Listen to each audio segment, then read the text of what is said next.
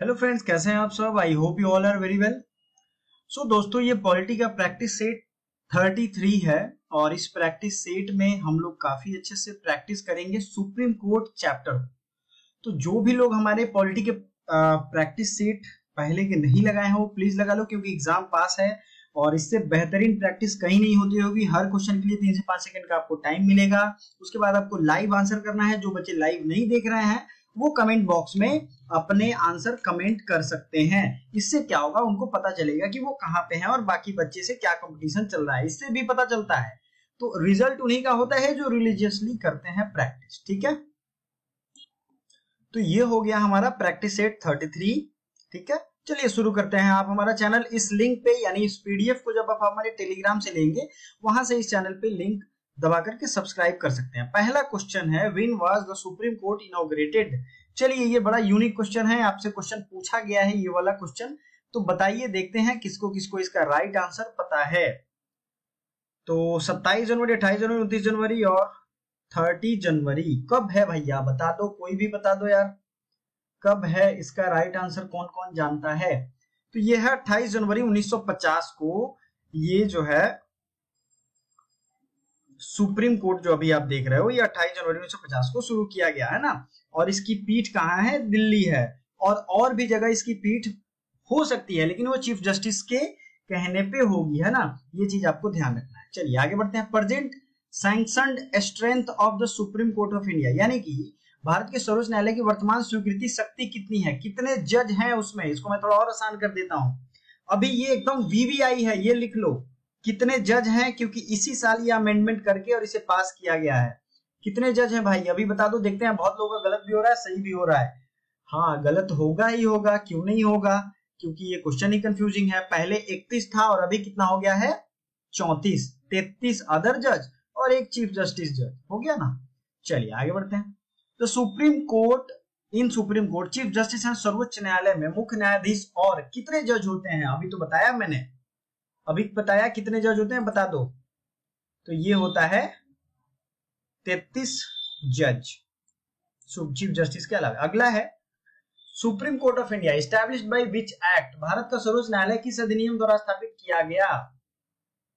1935 act, 1947 के act, 1950 के act. देखिए, इसमें दो तरह सवाल को समझना है। पहले इसका आंसर आप लोग कर लीजिए, इन तीनों में से राइट आंसर होगा कौन।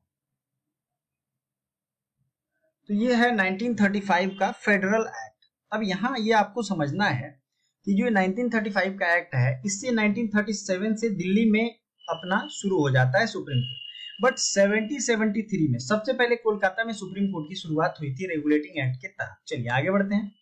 The power of increasing the supreme court जजेज इन, सुप्रीम कोर्ट में न्यायाधीशों को बढ़ाने की शक्ति, उनकी संख्या को बढ़ाने की शक्ति किसके पास है। President of India, parliament of India, chief justice of India और लॉ मिनिस्ट्री। कौन बढ़ा सकता है भाई। अगर मान लो अभी 34 स्ट्रेंथ है, इसको हमें अचानक 60 कर देना हो, ऐसे होगा नहीं, बट 3 ही बढ़ाना हो, 37 ही करना हो। कौन है पावरफुल जो कर सकता है, बताइए, आप ही बताइए, कोई है क्या ऐसा, कौन है जो कर सकता है। चलिए, ये कौन है, पार्लियामेंट है। तो इसका आंसर होगा बी। सॉरी, ये छूट गया था नंबरिंग। अगला है, जज ऑफ सुप्रीम कोर्ट में resign his office by writing a letter to, सर्वोच्च न्यायालय का मुख्य न्यायाधीश किसको लिखता है और रिजाइन करता है। राइट आंसर क्या होगा, क्या होगा बताइए। ये लिखता है प्रेसिडेंट ऑफ इंडिया को, है ना। अगला है, हाउ कैन जज of supreme court can be removed. वाह, कितना अच्छा क्वेश्चन है, ये क्वेश्चन पूछा भी गया है। 4 ऑप्शन है, by the will of chief justice, by the president on the recommendation of chief justice of supreme court, on the recommendation of parliament. किसके रिकमेंडेशन से, तो 4 सबसे ज्यादा सही है, कुछ लोगों का सही भी है। Age of retirement of supreme court के जजेस की रिटायरमेंट की एज कितनी होती है, ये क्वेश्चन मैं आपके लिए छोड़ूंगा अभी। इस क्वेश्चन का राइट आंसर वीडियो को पॉज कर दीजिए अभी, और पॉज करने के बाद मेरे डायरेक्ट कमेंट बॉक्स में डालिए, है ना, इसका आंसर कितना है।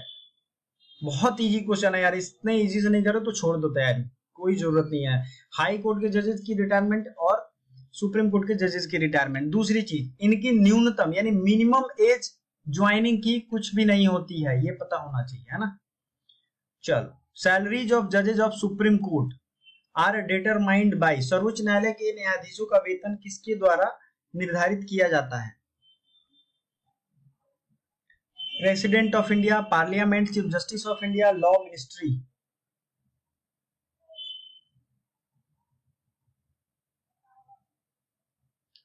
कौन डिसाइड करता है भाई? तो ये पार्लियामेंट करता है, संसद है ना, संसद करता है। अगला, acting chief justice of supreme court of India is appointed by, Bharat के सर्वोच्च न्यायालय के कार्यवाहक मुख्य न्यायाधीश की नियुक्ति किसके द्वारा की जाती है? कार्यवाहक, यानी कि अगर चीफ जस्टिस ना हो तब, है ना, तो उनके जगह पे कौन कर सकता है? ये प्रेसिडेंट ही तो करते हैं। कोई भी ना हो तो उसे एक्टिंग चीफ जस्टिस बनाया जाएगा, किसी काम से वो अगर मान लो बीमार पड़ गया या कोई भी रीजन हो सकता है। अदर जजेज of supreme court of India are appointed by president after recommendation by, Bharat के सर्वोच्च न्यायालय के अन्य न्यायाधीशों की नियुक्ति राष्ट्रपति द्वारा सिफारिश के बाद की जाती है। Rajya Sabha on the advice of Lok Sabha on the advice of prime minister in consultation with chief justice of supreme court. ये क्वेश्चन तो बहुत इजी है। जो अदर जजेज होते हैं यानी अन्य जो न्यायाधीश होते हैं उनकी नियुक्ति राष्ट्रपति तो करता है, लेकिन किसकी सिफारिश उसमें चाहिए?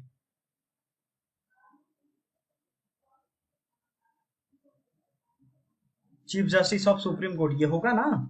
3 इज द राइट आंसर। अगला है, the Indian constitution provides for appointment of ad hoc जजेस इन, एड हॉक मतलब क्या होता है? चलो बताओ, एड हॉक का मतलब भी लिख दो, लीगल मैगजीन में तो आता ही आता है।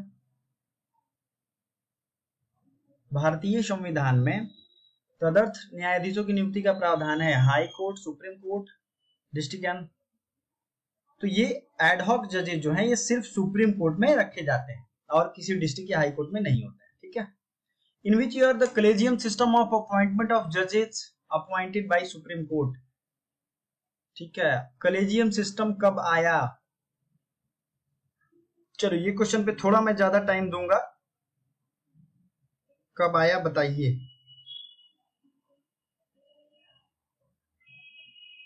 3-4 ऑप्शन है आपके सामने और एक हिंट भी देता हूं, 3 जजेस केस था ये, है ना, 3 जजेस केस। ये कब था? 1993 और 1996, 2000 और 2004। कब है जी बताइए। देखिए 3 जजेस केसेस में ये डेवलप किया गया है ना, ये धीरे धीरे करके डेवलप किया गया। 1993 इज द राइट आंसर, इसलिए मैंने टाइम दिया। इसे रट्टा मार लो, ऐसे लिखो रट्टा मार। और अगला जो है वीडियो हमारा हाई कोर्ट पे होगा, अगर जल्द चाहिए तो कमेंट करिए, कल ही लेकर के आऊंगा। तो supreme court collegium comprises the chief justice and how many senior जजेस। चलिए, कलेजियम में कितने सीनियर जजेस और होते हैं चीफ जस्टिस को लेकर के, और कितने सीनियर जजेस होते हैं बताइए। उस कलेजियम में 5 जजेज होते हैं, ठीक है, याद रखना। तो अब सवाल को समझो, मुख्य न्यायाधीश के अलावे पूछ रहा है तो 4 और होगा, समझ गए ना बात, इसलिए याद रखना। द मिनिमम नंबर ऑफ जजेज of supreme court requiring the hearing any case involving interpretation of the constitution, किसी भी केस जिसमें कॉन्स्टिट्यूशन को इंटरप्रेट करना हो, उसकी बतानी हो, व्याख्या करनी हो, उसमें कितने मिनिमम जज होने चाहिए? ऑप्शन है 5, 10, 7 और 9। बहुत इंपॉर्टेंट क्वेश्चन है। तो ये 5 जजेज होनी चाहिए। 5, 15 का राइट आंसर क्या होगा? 1 होगा। चलिए, बहुत लोगों का सही भी है। अब क्वेश्चन थोड़ा बड़ा है, आराम से पढ़िए। In which of the following cases supreme court held that fundamental right in every element to check out his life in the manner he likes best. निम्नलिखित में से किस मामले में ये बात कहा गया था, इस फंडामेंटल यानी मौलिक अधिकारों को अपने जीवन के उस तरीके को जांचने का अधिकार दिया गया जो उसे अच्छा लगता है, जीने का अधिकार, sorry. Indira Gandhi versus Rajnarayan Golaknath versus state of Punjab, bank nationalisation case, या अजहर वर्सेस म्युनिसिपल कॉर्पोरेशन। कौन सा इसका राइट आंसर होगा? ये इसका मतलब इस सीरीज का सबसे हार्ड क्वेश्चन है, और चूंकि एग्जाम टाइम पास है तो मैं देखना चाहता हूं अगर इसका कम से कम 5 बच्चा भी आंसर करेगा तो मुझे बहुत अच्छा लगेगा, क्योंकि मैं फ्री में, मेरी पॉलिटी, हिस्ट्री, ज्योग्राफी सारी प्लेलिस्ट है आपके लिए फ्री में तैयारी करने के लिए। और एक चीज मान लो, इससे बेटर आपको कहीं मिलेगा भी नहीं। तो प्लीज इसका आंसर करो, गूगल पे सर्च करो, लेकिन इसको करो। बहुत जरूरी है आपके डेवलपमेंट के लिए। ठीक है, आंसर देख लो, इंदिरा गांधी वर्सेज राजनारायण गोलकनाथ क्या है, हमें जरूर कमेंट करिए। Appellate jurisdiction of supreme court is connection with constitutional cases mentioned in which article. Appellate jurisdiction कौन से आर्टिकल में है?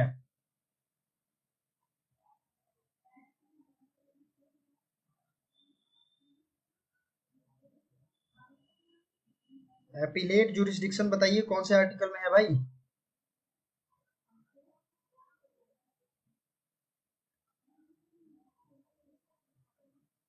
चलिए, आपने ऑप्शन पढ़ा होगा 132 और 134 दोनों होगा, है ना?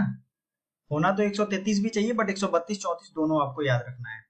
ये अपीलेट जुरिस्डिक्शन में आता है। अगला है all the cases regarding interpretation of the constitution brought to the supreme court under its. कोई भी केस जो संविधान के मामलों, मतलब संविधान की किसी भी पॉइंट का निपटारा करना हो, सर्वोच्च न्यायालय में लाया जा सकता है। ये ओरिजिनल जुरिस्डिक्शन होता है, एडवाइजरी होता है, एपीलेट होता है, या इनमें से कोई नहीं? कौन सा होगा बताइए तो।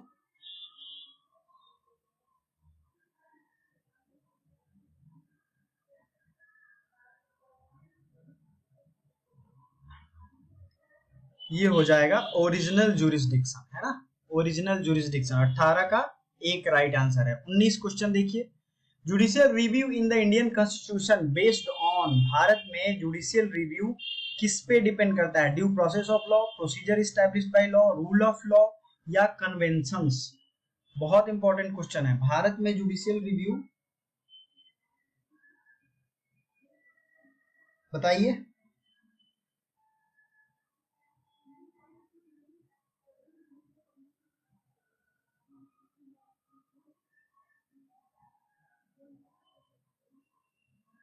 चलिए, इंडिया में ये प्रोसीजर इस्टेब्लिश्ड बाय लॉ के तहत चलता है, इसलिए मैंने इतना टाइम भी दिया, समझा करो। ठीक है, विधि के द्वारा स्थापित शासन, रूल ऑफ लॉ नहीं होगा यहाँ, प्रोसीजर इस्टेब्लिश्ड बाय लॉ। और due process of law America में फॉलो किया जाता है। Who has the last authority to explain constitution. संविधान को व्याख्या करने की अंतिम कौन होता है अधिकार? Supreme court, high court, president और अटॉर्नी जनरल? बताइए राइट आंसर। तो ये है अंतिम सुप्रीम कोर्ट है। तो अब 20 क्वेश्चन में 2 मैंने पूछा है, प्लीज दोनों का आंसर कर दो, और नहीं आता है तो सर्च करके करो, क्योंकि ये लास्ट टाइम है। दूसरी चीज है हिस्ट्री और ज्योग्राफी एंड जनरल साइंस, सबके प्रैक्टिस सेट मौजूद है, प्लीज से प्लीज प्रैक्टिस कर लो, आपके लिए बहुत फायदेमंद है। अगला प्रैक्टिस सेट चाहिए, जल्द कमेंट करो। थैंक यू सो मच, और इसके नोट्स जरूर बनाना आप लोग।